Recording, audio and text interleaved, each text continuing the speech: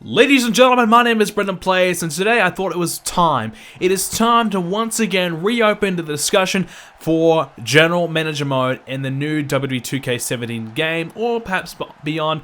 Obviously now, after the announcement that a brand split is returning, the discussion is more relevant than ever. So will we see a General Manager Mode come back in 2k17? Well, I'm going to say very unlikely to 2k17. But you never quite know. I mean, we don't know what they've been developing. We don't know how much information they've had behind the scenes. Perhaps they found out 6 months ago that we're going to do a brand split. I doubt it. I'm pretty sure WWE probably just decided, 1 day ago that they wanted to do a brand split. But hey, you never know. And plus, maybe they still have enough time in the development schedule to produce it and create it. I highly doubt that. I think they're kind of too far along at this point where they won't even try and do such a thing.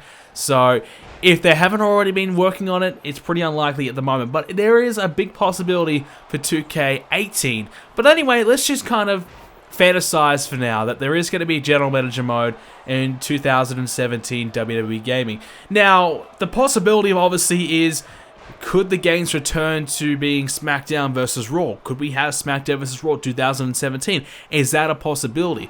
I wouldn't be against that. I liked Smackdown versus Raw. I didn't mind it at all. But I also do like WWE 2K. I think that's also just a neat, nice branding. I don't mind it because obviously you got NBA, the same thing. Yeah, I'm okay with either way. But General Manager Mode, there was obviously a few issues that GM Mode had back in the day, and we've come a long way since GM Mode in 2008, 2007, 2006. We've come a long way since then, and obviously the games have developed quite greatly, so these are a few things that I would perhaps like to see General Manager Mode try and do, and I'll start it off with objectives.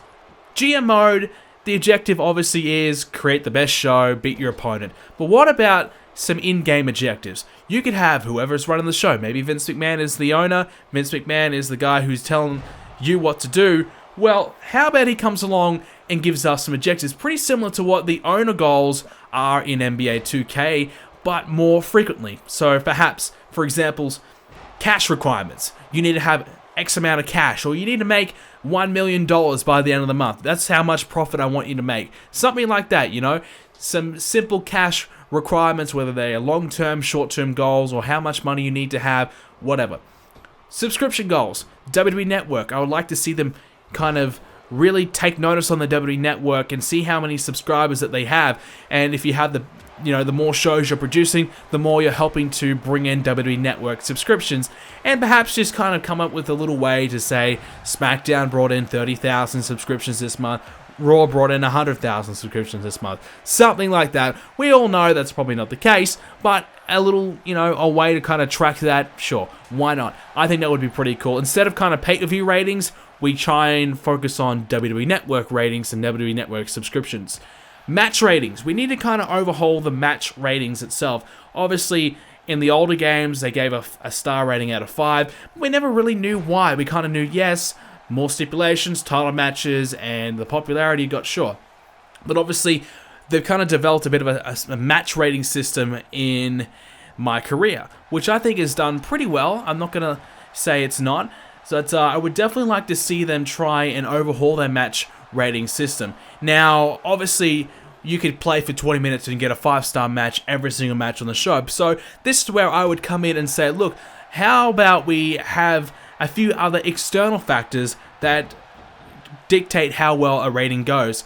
For example, overness, how popular the superstars that are in the match. So if the superstars are 50 popularity, then you get a major penalty. If they're 90 popularity, you get a minor penalty. The match style, so is it a normal match, submission match, hardcore match, TLC match, whatever it is. And does it fit the situation? Does the feud warrant that? So kind of penalties for overdoing too many stipulations in a rivalry, and penalties for not having a rivalry as well. Just some different penalties that will be external factors in dictating whether or not a match deserves a big rating. And another one, of course, is where the match was held. So if it's at a pay-per-view, well, naturally, you'd probably say the match ratings will increase. As well as that, I would also, going back to the business objectives, the one that I did forget to mention, I would also have goals where you have to have a certain amount of ratings, a certain amount of overall rating and match ratings. You need 3 4-star matches on your pay-per-view this month. Something like that. Some more objectives like that. Let me know what you think. What other objectives could you come up with? There's a few that I just named off the top of my head. I'd also like to see NXT be integrated into it somehow. I think it'd be a big waste if we didn't have SmackDown, Raw, and NXT. So NXT, well, you could either have a draft and kind of draft all the NXT superstars to your shows. I would also like to see there's no limit on your roster. You can have as many as you possibly want on there. And because I always hated having 20, 25, whatever it was on your, having a limit there. If we can have as many as we want, that allows us to bring in more creative superstars and have more freedom as well. But I think there should be definitely a limit. You can't have maybe 5 more superstars than, you know, SmackDown. Let's say I'm playing as Raw, you can't have 5 more than SmackDown. Otherwise, it's a little bit unfair. Or you just encourage SmackDown to buy them, to bring them in. Maybe you can have a salary cap. Maybe you have $10 million. That's all you've got. You got to spend it on superstars only. And if you want to hire another one, we have to release someone. You know, you have a salary cap instead of being able to have the freedom of bringing in as anyone that you got, as long as you've been earning enough money to do it. Maybe a salary cap. Why not? So yeah, bring in NXT some kind of way, whether you draft them in or, you know, whoever wins or gets the most, completes the most objectives a month, it has the ability to sign the next NXT superstar. It will be a reward for doing well in the game mode. So let's say, for example, the next pay-per-view was SummerSlam. I had 3 3-star matches, and my opponent had 3 4-star matches. Then obviously they had a better show overall. Then they would get the next pick if they want it, you know. So something like that I think could be interesting. There's plenty of different ways you can kind of go about that, but that's a few different ways I'd like to see that happen. And finally, another one I'd like to see is more customization options. Obviously, SmackDown vs. Raw, the older games had really no customization at all. The new ones, the 2K games, not so much recently, but they are starting to slowly bring that back. But there's more customization options, such as creating your own championships. You can obviously edit your own attires and download attires and things like that. So bring that in. Give us the ability to kind of choose what titles we want for our shows. So if we, you know, it's very similar to Universe Mode. So let's just take a huge chunk of Universe Mode and kind of slap it into GM Mode and make it a brand versus brand kind of situation. So, but I guess if we are going to have GM Mode, I think Universe Mode might be on the way out, because it's going to be very, very similar. And I think GM Mode would be much more exciting, honestly. So, but yeah, so have the ability to be able to customize what titles you want on each show. Have the ability to change the title. So if you don't want the WWE Championship, you can change it to the World Heavyweight Championship, for example. You can change it to whatever you want. You can have whatever titles you want. You can do whatever you want. You can have all the customization, so you can build it and fit it to your own show. Yes, you can still play as the template, the bare bones, what the game wants you to play as, Raw and SmackDown, but if you want, you can change it. You can make it ECW versus TNA, you can make it WCW versus who gives a shit, you know? So something like that will make it much more enjoyable, much more fun, more customization. You can do a hell of a lot more with it.